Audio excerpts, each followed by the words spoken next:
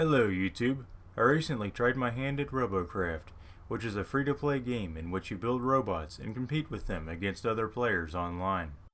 There are two game modes in which players are divided into teams, but I'm demoing my machines in the pit, in which players all fight each other.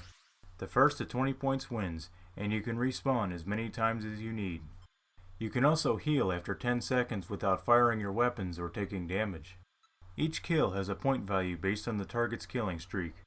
It kind of makes sense, given that someone with a longer killing streak is likely harder to kill. But more importantly, it keeps the fight interesting because if you're behind, you can catch up with a couple of big scoring kills.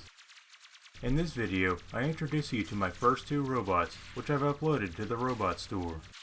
You can access the Robot Store via the green icon at the top of Robocraft's user interface.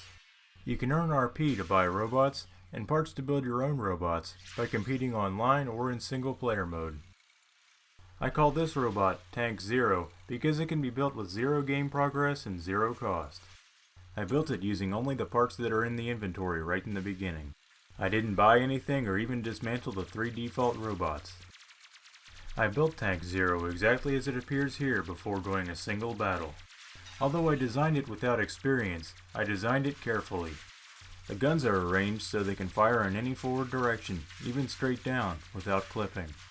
I checked for clipping by looking for white sparks when firing. Also, Robocraft has a similar building glitch to the one in Besiege. You can attach a part, then delete the thing to which it's attached, to get that part isolated.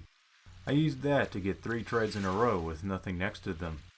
The thinking here was they have more redundant systems in the front, where you're likely to take damage in battle. Also, it looks cool. I was going to use only the 3 adjacent treads, but the turning circle was huge. It turns out that the tread in the back helps the handling a lot, even though it doesn't make physical sense. I think the game is programmed such that, rather than the treads working with skid steering, lateral forces are artificially added for turning. When I first started Robocraft, I was confused because they just recently got rid of the pilot seat that's in all the YouTube videos for the game. So I erased a bunch of blocks from one of the default bots trying to figure out how the machines worked. I didn't know the game autosaves everything you do. Also, a new profile you create can't be attached to your Steam account after you already have a Robocraft account on Steam.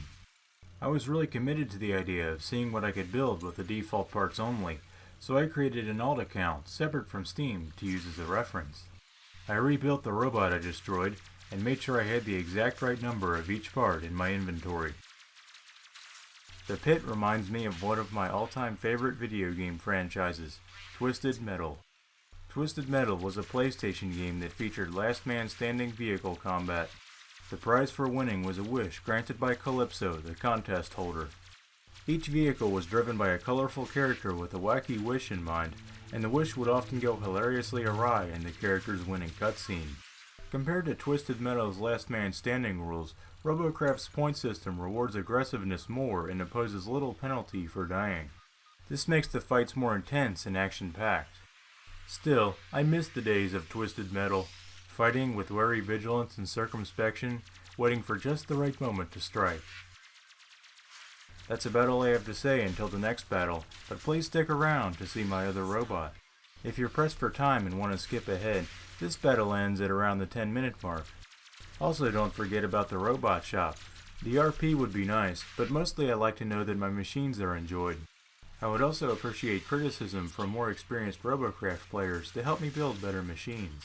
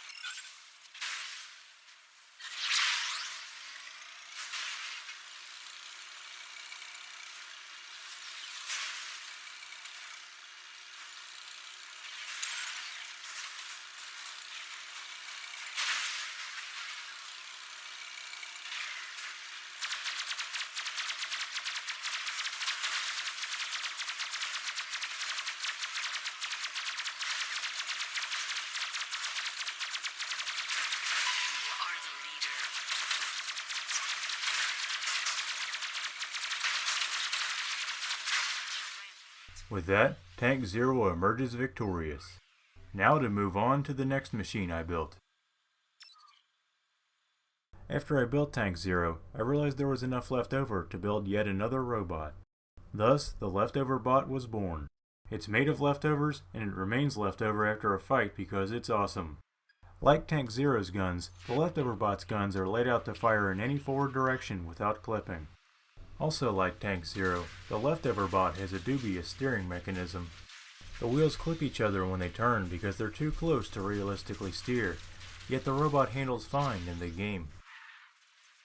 By an interesting coincidence, Tank Zero and the leftover bot together use all the spare weapons, tank treads, wheels, cubes, and sloped edges given at the start of the game. Anyway, I hope you like my first attempts at bots in Robocraft. Please check them out at the robot shop if you enjoy being the underdog. In the meantime, enjoy the rest of the video.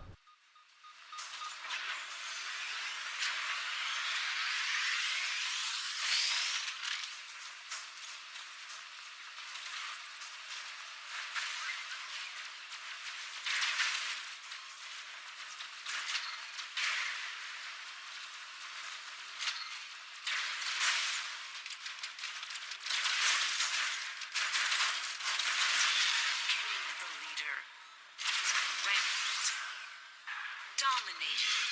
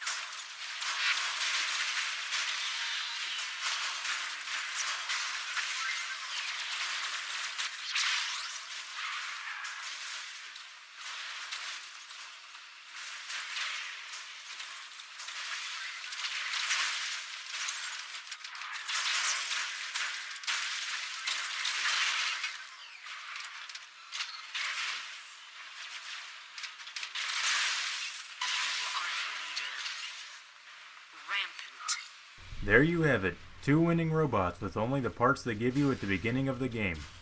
Please check them out at the Robot Shop. Thanks for watching and have a great day.